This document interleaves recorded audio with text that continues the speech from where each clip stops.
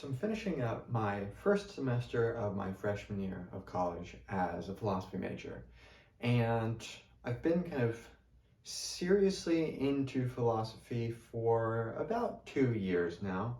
I've had an idle interest in it throughout, probably starting in middle school. I read Boethius's Constellation of Philosophy, and I was always kind of the questioning type. And then my sophomore year of high school, during COVID, I remember I went to get my COVID vaccination, and we were in those lines of cars where we got it in our car, and I had gotten, as kind of my dad and I went out, and I got Nietzsche's Thus Spoke Zarathustra.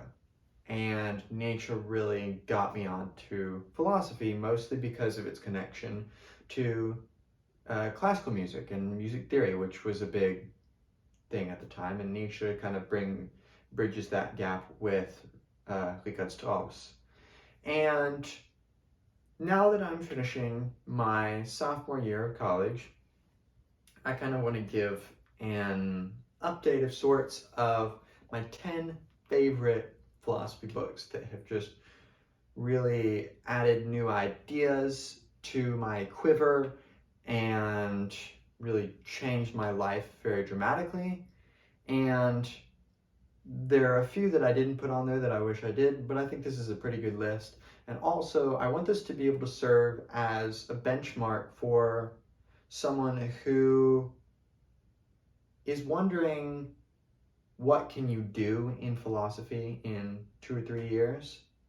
And with some dedication, I think you can actually do quite a lot. Now, as a freshman philosophy major, not everyone is going to have read what I read, which is not to put myself on a high horse, but just to say, don't make this feel like a burden. This is just like, you have this possibility, and I know you can do it if you want to.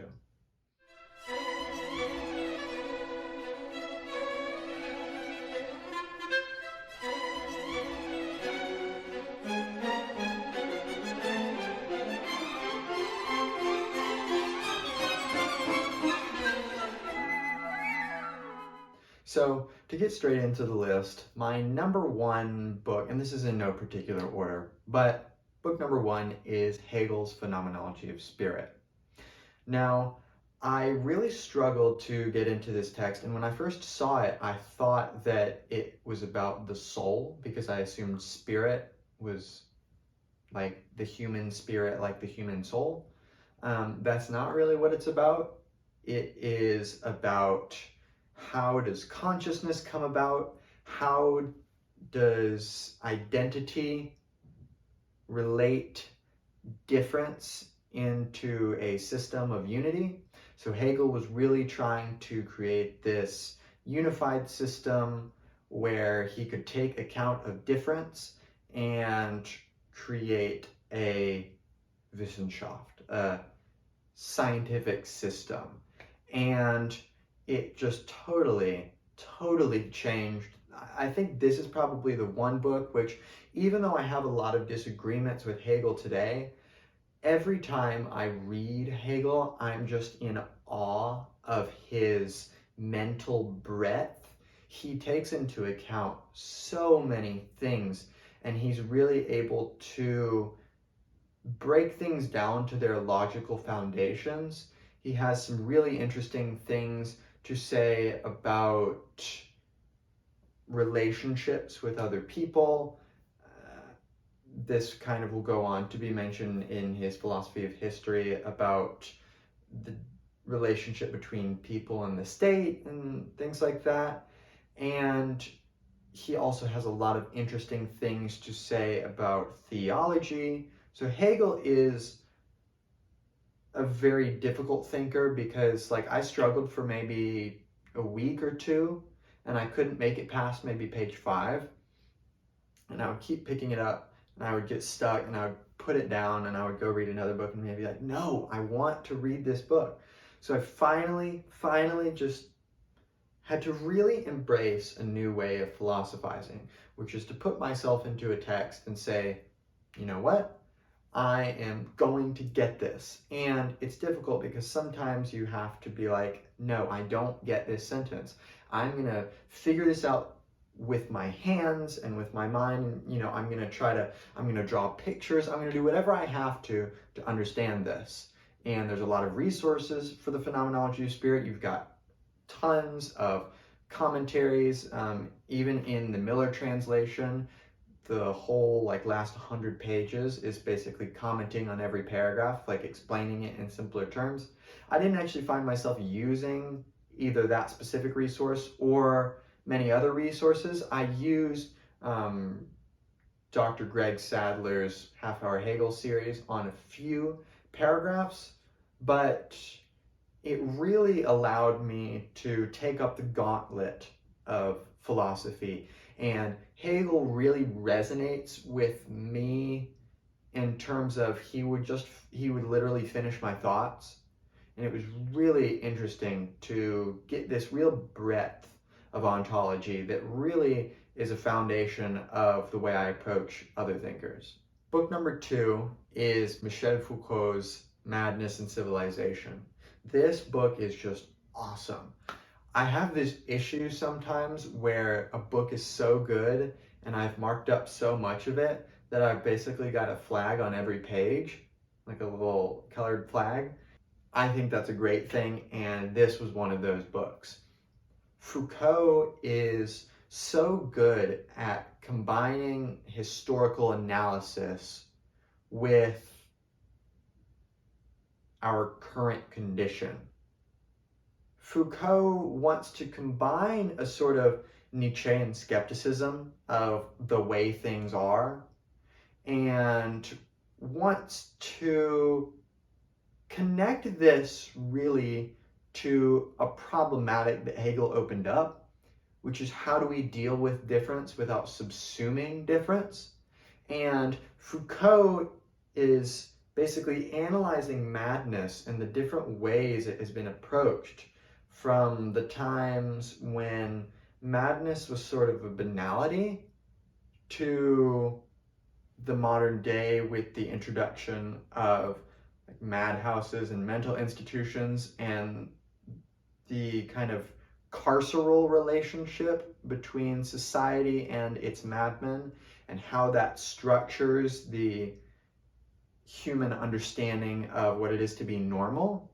And I think Foucault is really interesting in that regard because he not only shows how power comes to subject a lot of our ideas of what is sure and what is natural and what is normal, he shows how power actually plays a lot more of a role in that than we like to think. And in that sense, it allows you to open your mind up a little bit wider and really connects to today with the treatment of mental illness and the way that mental illness can be reacted to with a number of different means, whether that's alienation, whether that's almost satirical, whether it's approached in a kind of religious manner where he talks in the book about the way mad people were used to be put into institutions and put to work to serve a kind of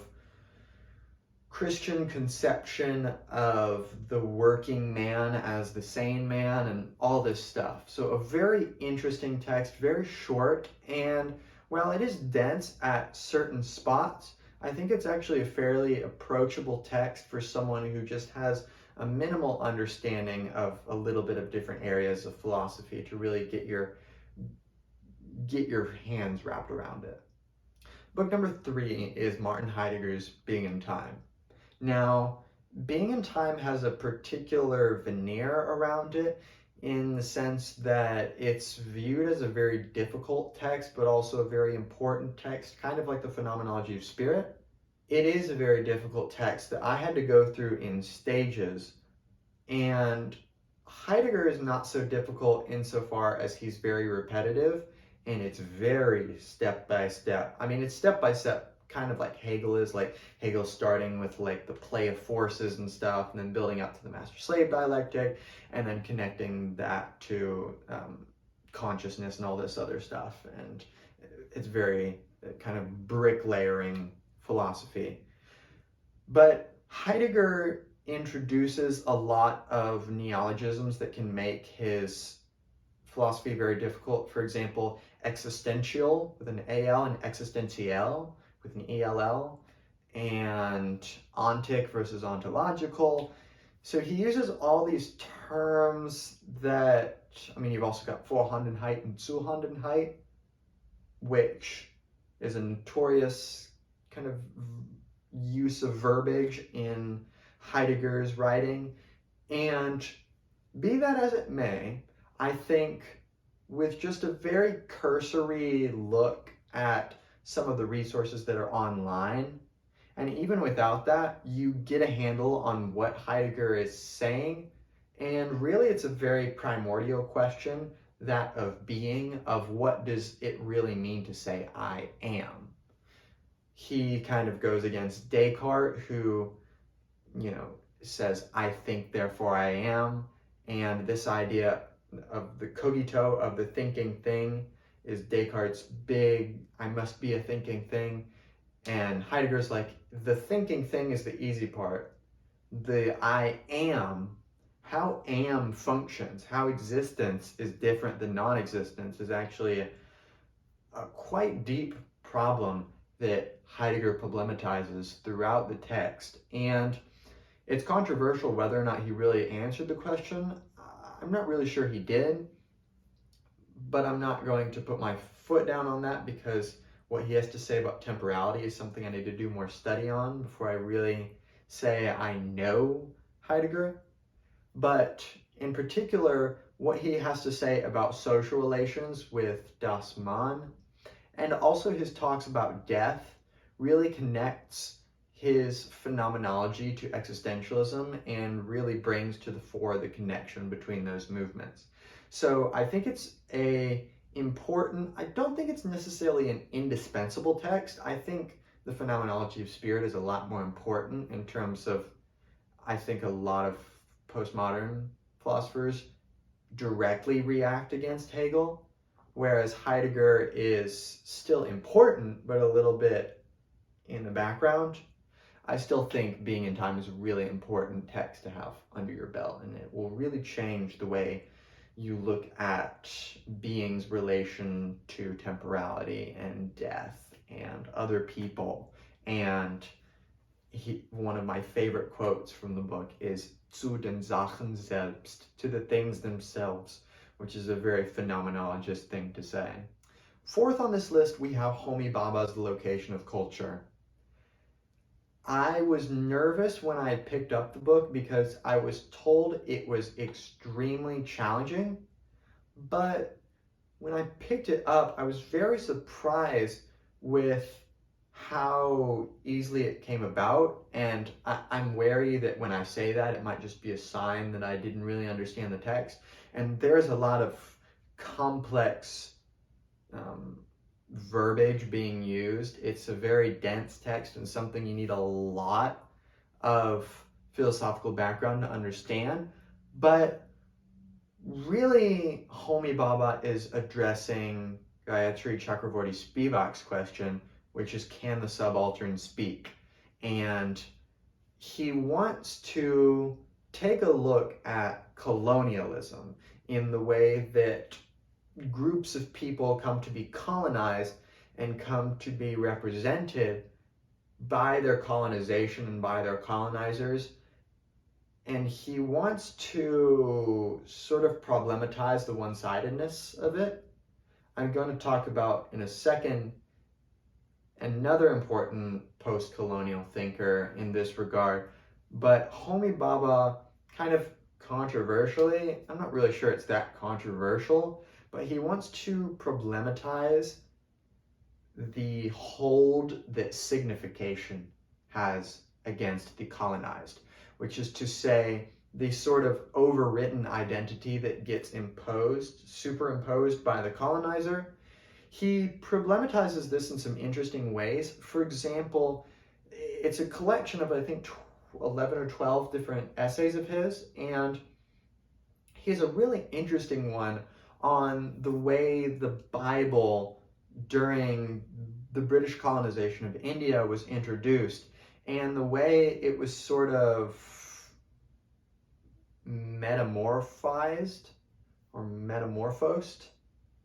by these Indian tribes, and talks about the fact that the book, as it has been constructed by kind of the West, doesn't have as strangling of a hold as it may seem, and he wants to bring into question really the untranslatability of certain cultural practices. He talks about the chapatis, which are these small pieces of unleavened bread that are traded between Indian tribes. And he talks about the reaction that the British settlers had to this, who were unsure of exactly what it meant, because of course unleavened bread has a lot of similarities to the sacraments in Christianity, but also it was unclear if this trading of bread was a symbol of camaraderie between tribes to foment a revolution, if it was some sort of way of communication that just communicates the friendliness between tribes, or if it's something entirely outside of that.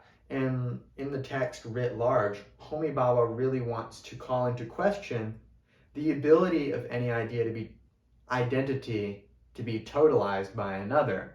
And it introduces some interesting ideas for the limits of the imposition on one culture by another in a way that I think is very fruitful for looking at the possibility of newness and cultural identification.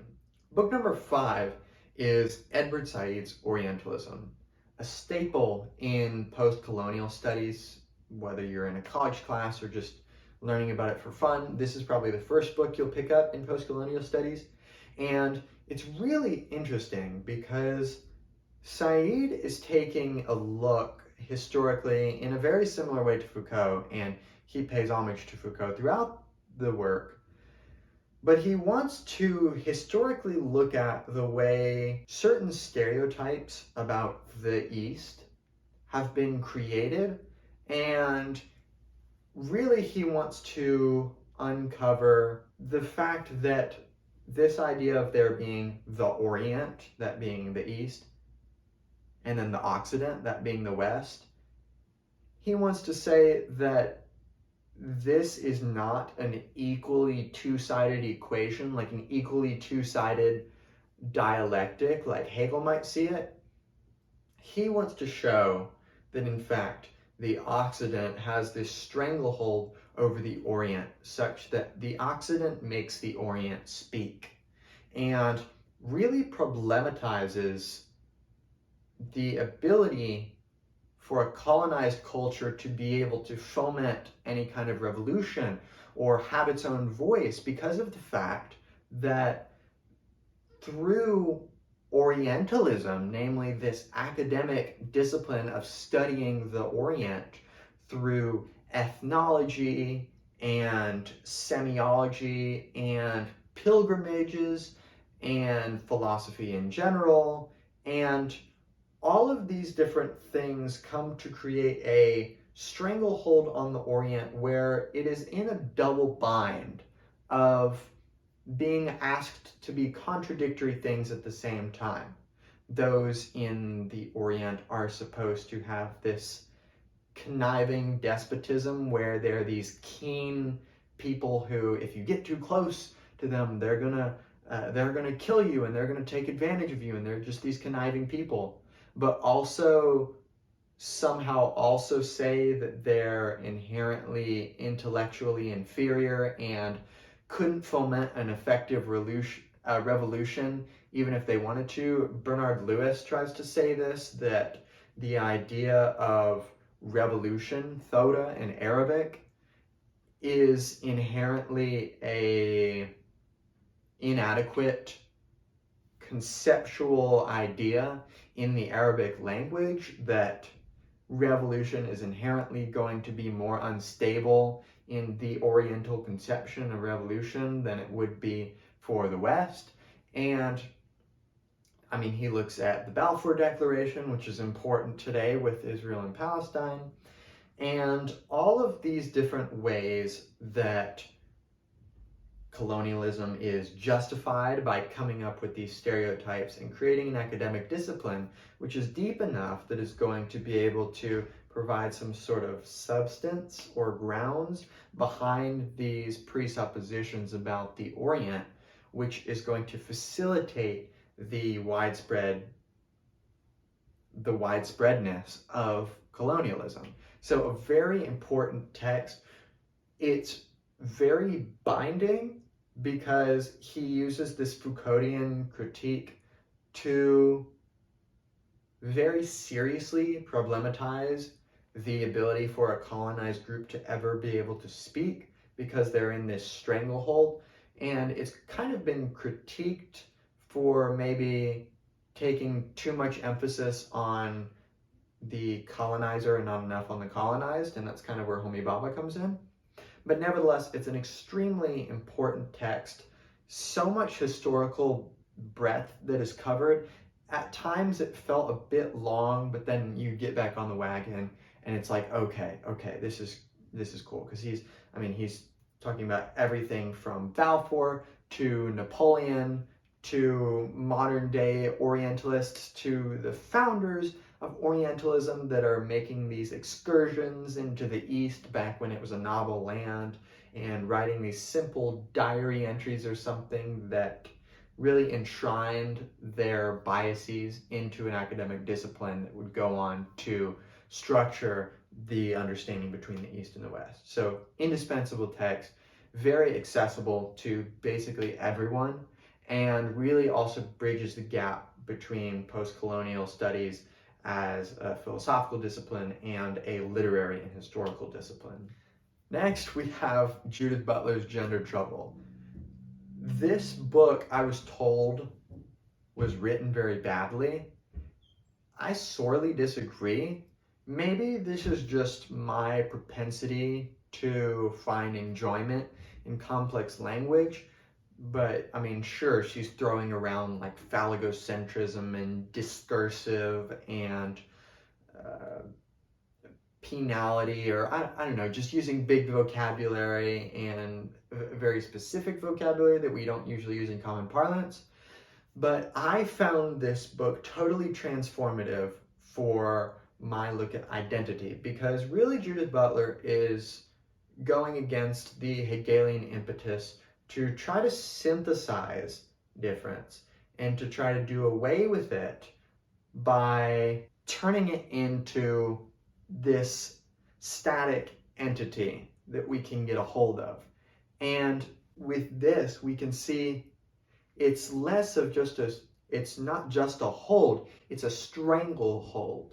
And Judith Butler brings out a larger question about the dialectic, and she's very indebted to Hegel. I think you could go straight from the phenomenology of spirit to Judith Butler's Gender Trouble with basically no trouble at all.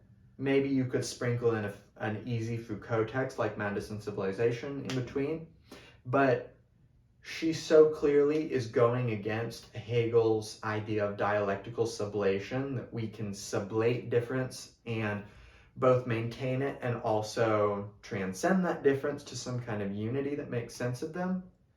And she really wants to philosophize about gender fluidity, ultimately, is what it's about. It is a critique of gender as a binary, precisely by looking at all these different theories of gender, from Freud to Lacan to Simone de Beauvoir to Irigaray, and all these different feminist thinkers and non-feminist thinkers who want to say, oh, the female term is the silent term or whatever, or it is the secret homosexual, or it's has penis envy, or all these different interpretations. And she says, no, this is too much of a stranglehold on identity because it assumes an order that comes before difference, that it's a question of this pre-established order which has been buried, whether that's like the Oedipus complex or the phallus or some kind of structuralist interpretation of things. And then we move into difference and we use this pre-established unity to explain the condition of difference. Butler says, no, we need to come to an understanding of gender which takes account of feminism's goal, which is representation. And if we really want representation, if we want to be able to understand difference, we have to look at the peripheries of our understanding of identity and see how those peripheries call into question identity as a category, and see how if we take this radically new understanding of identity as really a landscape of difference that is allowed to remain, it really changes the way we understand politics. She talks about like coalitional politics. It also changes the way we think about logic and identity. And it also, of course, changes the way we think about gender. So it's a very interesting book, very short, not very dirging. I think probably the most useful part of the text is the spots where she responds to Lacan, because, and also how she incorporates Foucault, because she wants to say that in fact there are secret structures being presupposed when we're saying, like Beauvoir, that the woman is the silent term or whatever, or the unspoken term, that they're the second sex. She says that first off, this presupposes a gender binary, that it also presupposes certain ideas of patriarchy that, rather than just explaining the condition, turns the female condition into something that will be subdued forever. So a very interesting text, one that is definitely worth reading even if you have no interest in feminist studies, because it crosses so many boundaries that will really open up your horizons. For text 7, we have Jean Baudrillard's Simulacra and Simulation. This might be a little bit of a stereotypical one because this is the Baudrillard text that everyone goes to, but Simulacra and Simulation, just one of those books where basically every single page I was like, whoa, really changed the way that I think about questions of meaning, of value, both in like, how is this valued to me, but also like money and stuff like that. And also questions of the real versus the non-real. Baudrillard is really interesting because he covers such a wide ground in this text. It's a variety of essays, all of which are fairly short. He talks about the simulacra, he talks about the Holocaust, he talks about Apocalypse Now, about meaning in the media. And I think especially the one where he talks about meaning and media and how they come together. I've done a video on that before, but it really changed the way I think about the relationship between a set of information and meaning that comes out of that. And he connects this to the modern condition in a very interesting way. I mean, he'll be talking about random stuff like idol worship, or I don't know, architecture of a French art gallery, and synthesize it in such a way that is both eclectic and nihilistic, but also really insightful, because he really doesn't hold back, and I think he's so controversial in a really unique way because he is really just kind of like Deleuze, he's really insisting on the real. He wants to get us out of this sort of naivete of looking at this clear delineation between the real and the unreal. And he's like, look, there are plenty of things which are unreal, which become very real to us.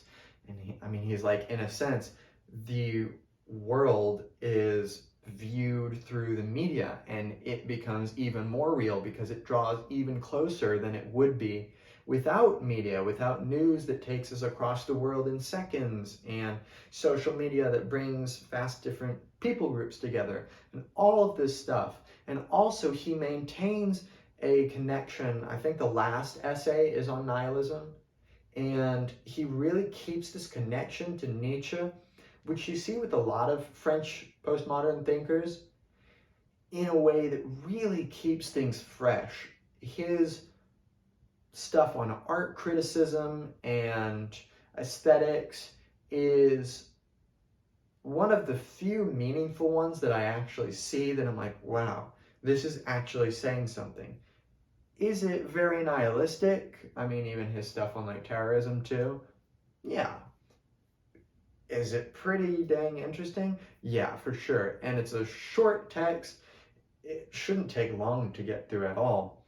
And it's really something that you could study. I mean, I would love to do just a semester-long course on simulacra and simulation and see all of the stuff that could come out of it.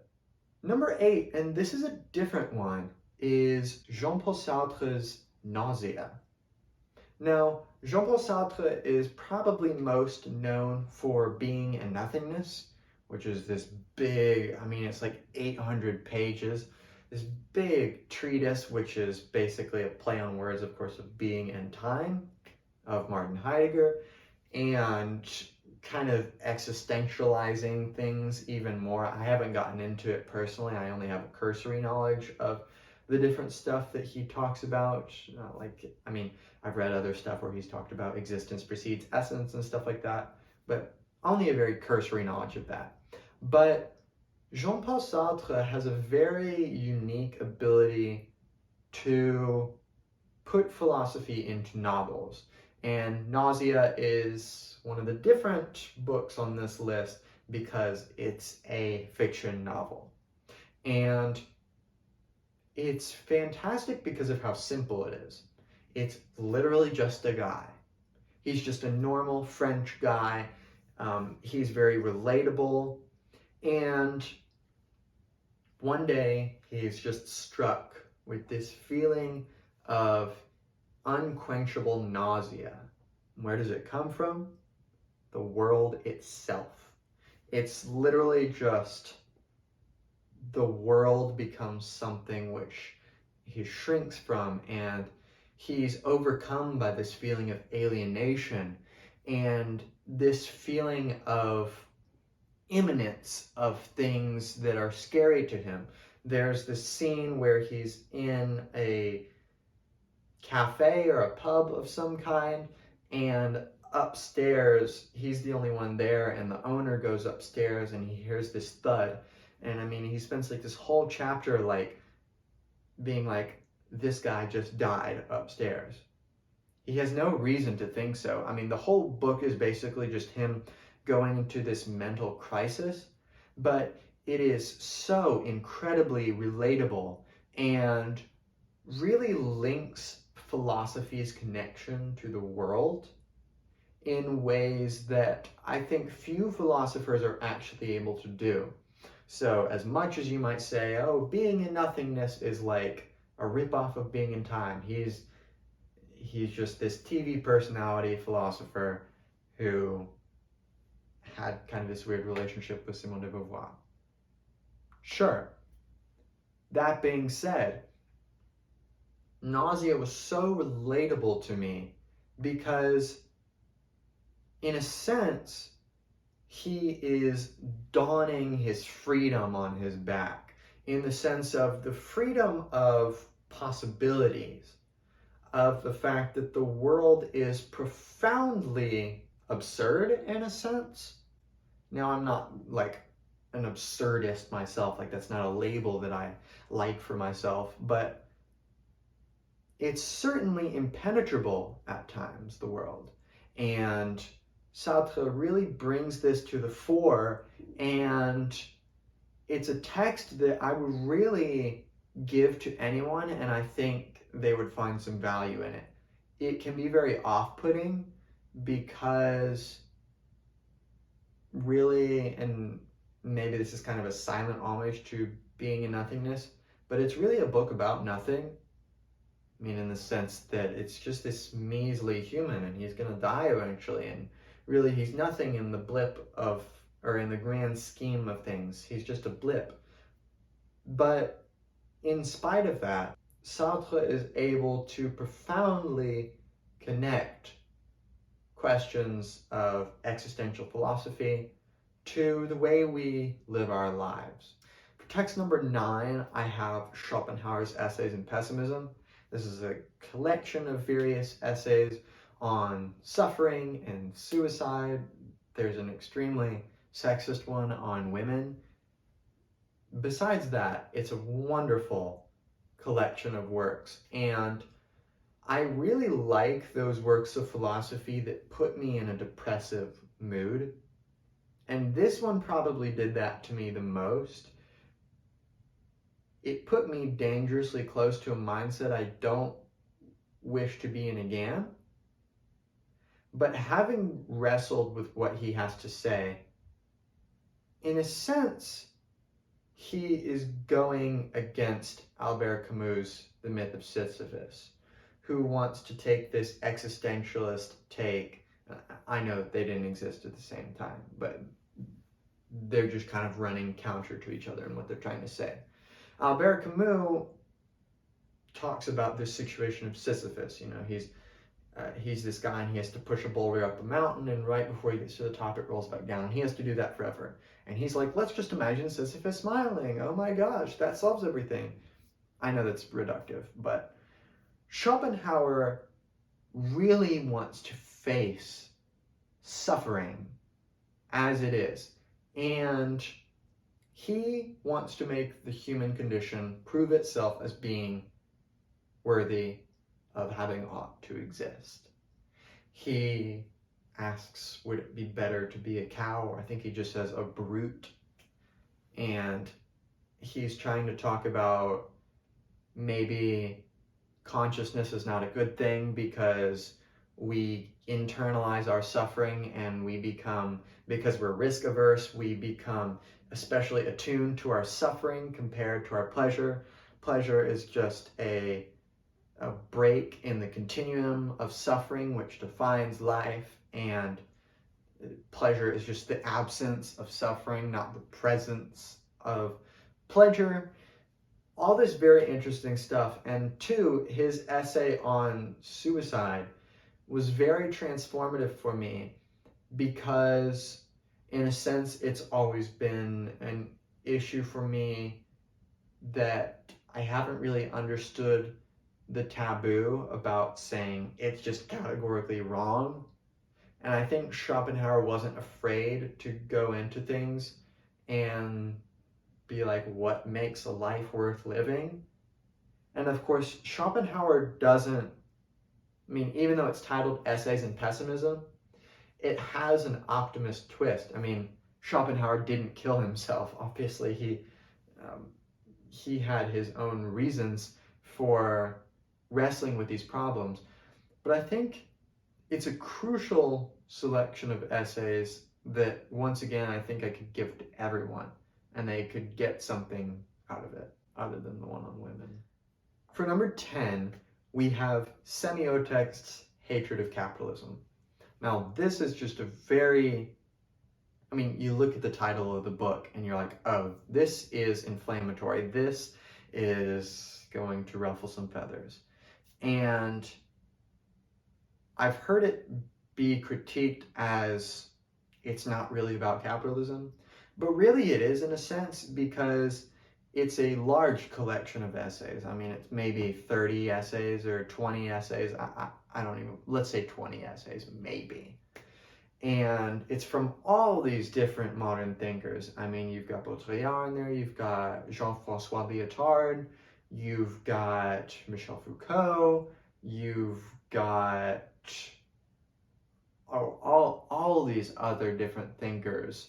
You've got Guy Hockeghem, and presence from all sorts of different movements, from feminist studies to postmodernism to sadomasochist movements to kind of like black liberation movements with like Assata Shakur.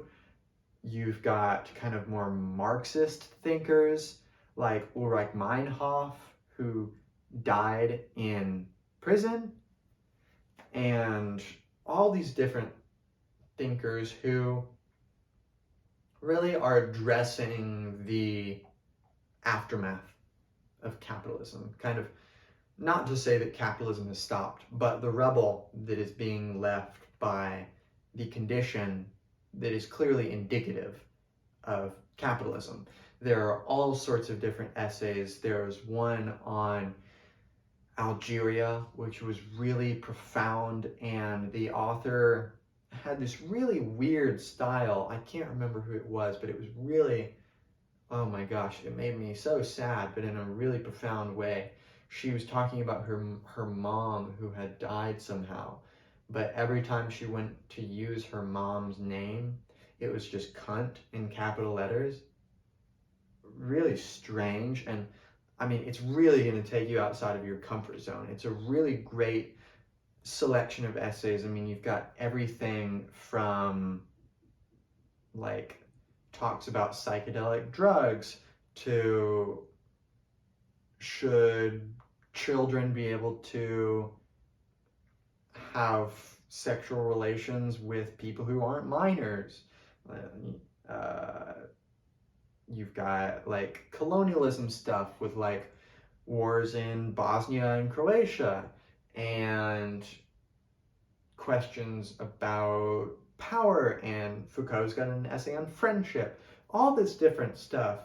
And it really expresses a condition that spoke to me in the sense that it addresses all these different movements who are kind of trying to poke their heads out of the sand and try to be a subaltern voice. And when I really put myself into the group of essays, I realized that there was something I was missing out on by not being as open-minded as I could. And of course, there's plenty of stuff in it that I didn't agree with. Like I thought Ulrich Meinhof's stuff on like armed struggle was a little Maoist in my opinion, kind of like a democratic centralism, weird like state socialism kind of stuff that I'm not very privy to. But nevertheless, it professed a great dissatisfaction with the world and told so many sad stories, but also deeply connected this with various philosophical questions of subaltern agency, of how does capitalism structure our lives, of gender and sex and all of this different stuff. Definitely something that if you just wanted to read the whole book, you would need a lot of background knowledge, like especially Jean-François Lyotard's on Deleuze is pretty dense. Baudrillard stuff too is also obviously quite dense. But there are plenty of essays in there that you could just flip through, and there's all these sorts of conversations. Even John Cage's For the Birds. I did a video on that if you want to watch that. I mean, you've got stuff on music theory, you've got stuff on politics, you've got stuff on war and identity and postmodernism, everything. super, super awesome and just something that I could flip to any page. And while there are some essays that I was like, I don't care about this, like you're just not interesting to me, plenty of them I was like, huh, this is like so new. So that's that. For number 11, I'm not sure if I said 10, but there's actually 12 here. Number 11 is Graham Harman's Object-Oriented Ontology. Now, I haven't read this book in a long time, but I think it's a really useful book because it gives an effective introduction to ontology, because I find that it's a very hard movement in philosophy to explain to people who either haven't engaged with philosophy at all or haven't engaged specifically with the ontology of people like Hegel or Heidegger. But the way that he builds an ontological system from the grounds is very interesting because it synthesizes a lot of analytic and a lot of continental stuff together. I know those are kind of nebulous terms, but he wants to create something that I think is rather effective, which is a flat ontology, which is to say that when we're talking about things existing or being real, we need not put any more emphasis on like physical real things like tables or chairs and fictions like Sherlock Holmes he talks about in the book. And he has a really interesting thing to say about metaphors. He wants to connect ontology to metaphors to explain things. I really want to go back and read the text again. There's a lot of stuff I didn't agree with in the text. He's committed to a sort of realism, which I think I would be more privy to now having read like Deleuze and Guattari, but I remember at the time being really opposed to it, just thinking he made all these leaps. But I think it's a very educational book and a really interesting book for opening up your horizons to ontological thinking. And then 12th and finally, we have Deleuze and Guattari's Anti-Oedipus. Now I know 1,000 Plateaus is kind of the more popular one. I haven't read 1,000 Plateaus yet, so I'm not going to put it on there. But, oh, Anti-Oedipus is so, so good. Deleuze and Guattari are trying to combat the idea of the despotic signifier. They are really concerned with how is newness able to spring up out of the sand, and wants to kind of get back to an idea of creativity that someone like Nietzsche might have been privy to, because Deleuze and Guattari share a lot of the pessimism of Nietzsche, kind of like Foucault, but they kind of lay out this ontology of flows and gradients rather than kind of thinking of things like atomistically, like particles or something like that. They want to think about flows of desiring production, existing on a body without organs, this kind of empty place of inscription. And they take a look at the Oedipus complex and the phallus. They talk a little bit about God throughout, and they go through these ideas of various early state formations to map exactly how newness is able to break through. And Foucault writes in the preface that it's like an introduction to the non-fascist way of life. And I think that's a pretty good way of explaining the text, because they want to go against a Hegelian idea, which this is why it's important that you read some Hegel if you want to really understand like postmodernism, is Hegel looks at all this difference and wants to try to subsume it under this idea of Geist, of spirit, and everything is constantly in this way of becoming, like Heraclitus. And Hegel recognizes this and he says, yeah, things are always in a becoming and they're always changing. And Then he wants to do this dialectical sublation of trying to unify difference into this single ontological system. And Deleuze and Guattari think that that is an abstraction that fails to understand the fact that existence is maximally contingent, that everything that is a constellation of all these flows that congregate together in these general areas and immediately are in a fluid state of being re-territorialized and deterritorialized and changing locations and making new connections and engaging in what they call a rhizomatic action. They talk about that more in 1,000 Plateaus, just from the little bit that I know.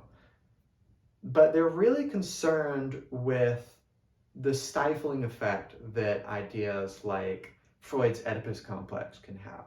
They're like, you just want to assume that Oedipus is always there.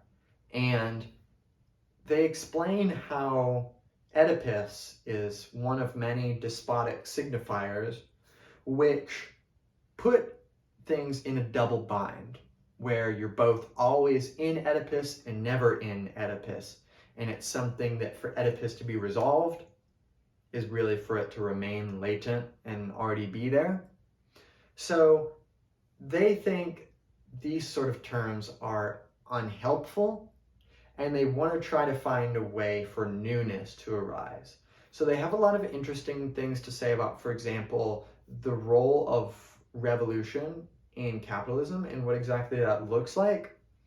And they don't want to equate capitalism and schizophrenia like the title may suggest.